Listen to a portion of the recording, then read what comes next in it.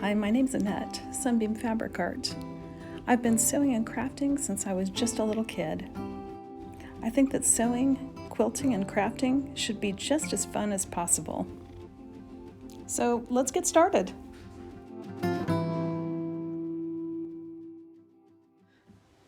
Hi, welcome to my channel.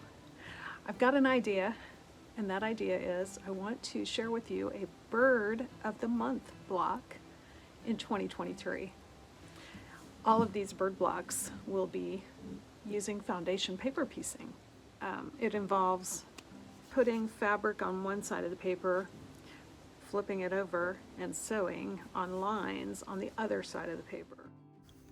The block we're using to demonstrate foundation paper piecing today has various names. It's called Economy Patch. That's the most common one.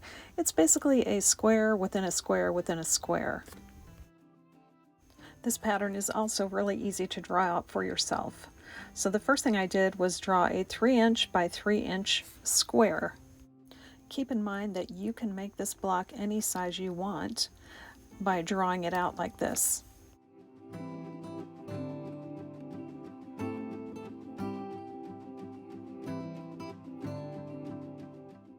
Once I had my center square, I used my diagonal line on my ruler, lined up that diagonal line with the bottom of my square, and then I slid my ruler over to the right to hit that point, that top right corner of the block of the square, and then I just drew a line.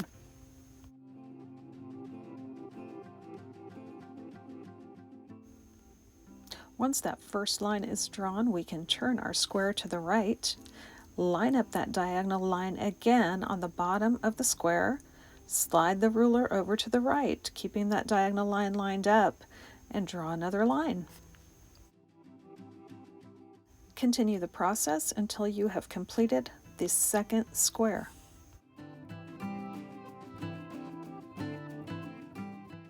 Now we are ready to draw the last outer square.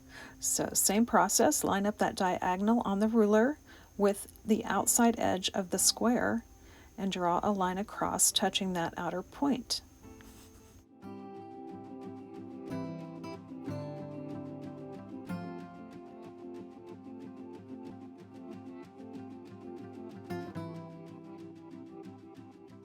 Once you have a 90-degree angle, you can take a shortcut and just draw another 90-degree set of lines.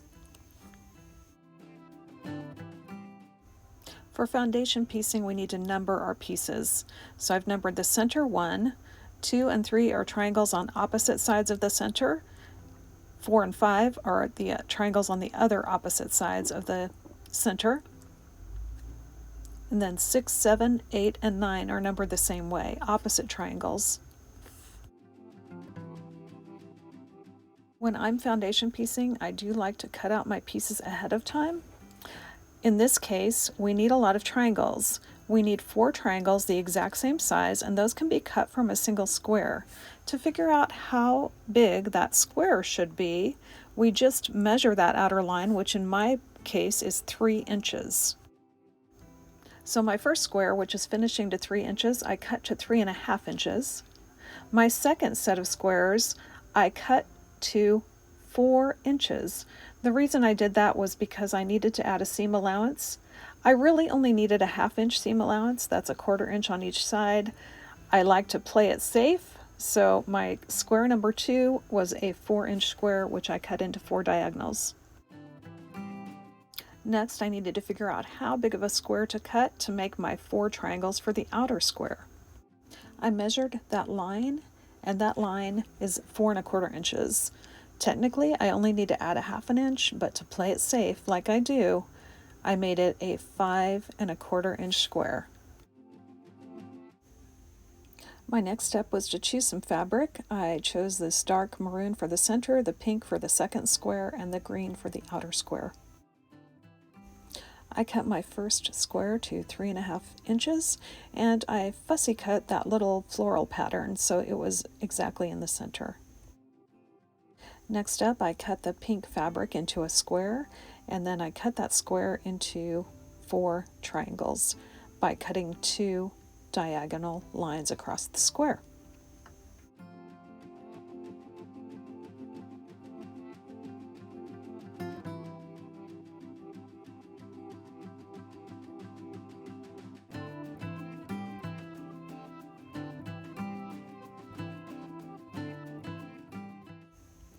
I made a mistake when I cut my green square, and I cut it just a little bit too small. You can probably eyeball it right here and see that those triangles are not going to be long enough. They were barely long enough, but then I would have lost my points, and you'll see that in the finished block. Now I'm taking my 3.5-inch square and I'm matching it up to those lines, making sure all the lines around the center are covered. Then I will lay a pink triangle right sides together over the line between 1 and 2.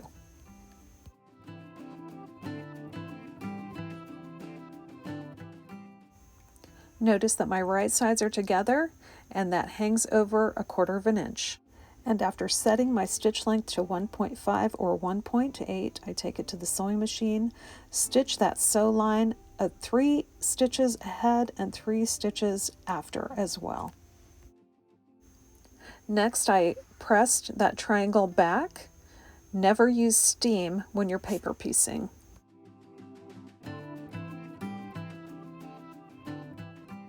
We will continue adding triangles around the outside edges of that inner square. Right sides together. Verify you're over that sew line 1/4 inch. Take it to the sewing machine, sew the line.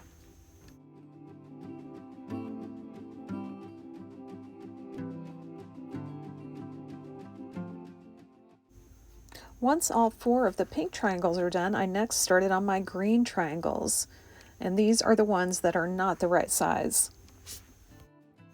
But I could still hold them up to the light, verify it was over that sew line by 1/4 inch, and stitch that line down.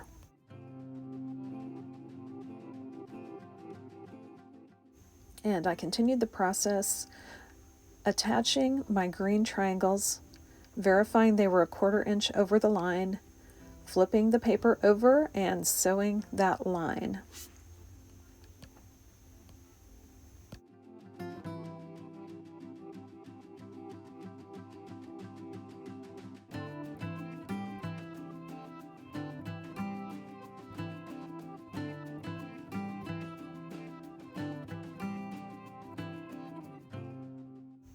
I went ahead and finished the block, even though I knew those green triangles were a little bit too small.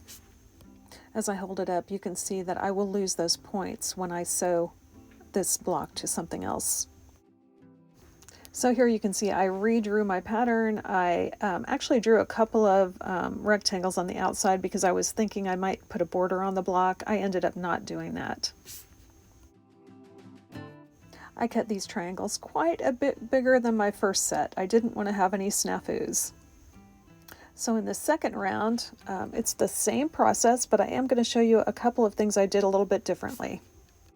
Here you can see I went ahead and put a pin in my center square just to kind of hold it in place. That's something you can do. The next thing I did was I folded it down on the line I was going to sew in, plus 1/4 inch. Then I trimmed that center piece, because then I can, when I flip that over, I'm going to be able to put the triangle right on that line.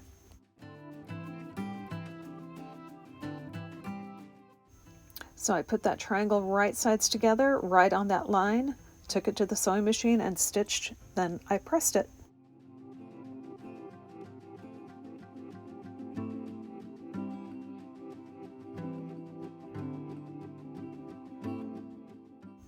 I added the second triangle right sides together, put a pin in it, and as you can see when I flip this over, they do line up perfectly 1/4 inch over that stitch line.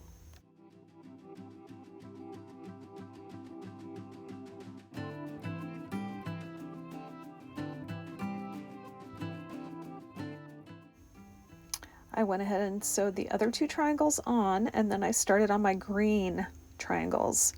Now here you see I'm folding down on the stitch line. This is another way to do it.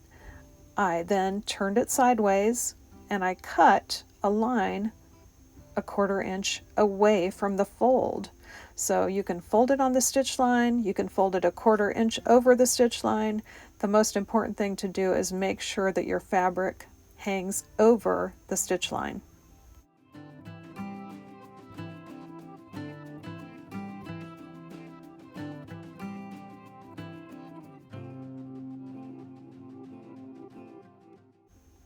And once again, folding on the stitch line, turning it sideways, and cutting with my scissors about a 1/4 inch away from that stitch line fold. If you want that line to be perfectly straight, you are welcome to use a ruler and a cutting mat to make it perfectly straight.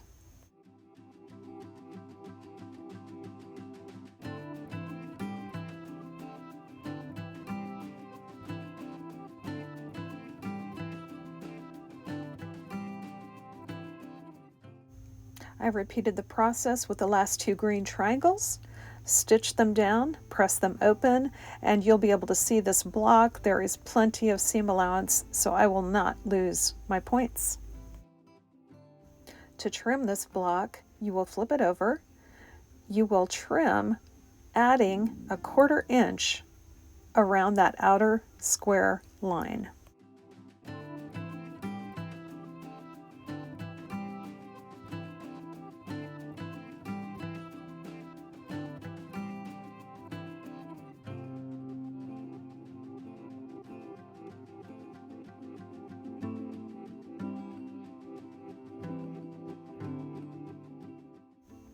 And you can see here that 1/4 inch seam allowance. Now it's time to tear off the paper. That's always fun. And a reminder to use a 1.5 or 1.8 stitch length when doing paper piecing.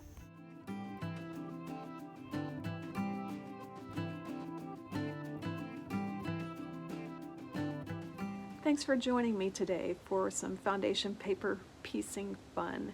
I hope you had a good time. I hope you learned a little something. And if you like my channel, feel free to subscribe. Hit that bell icon to get notifications when I post something new. And hope to see you next time. Bye now.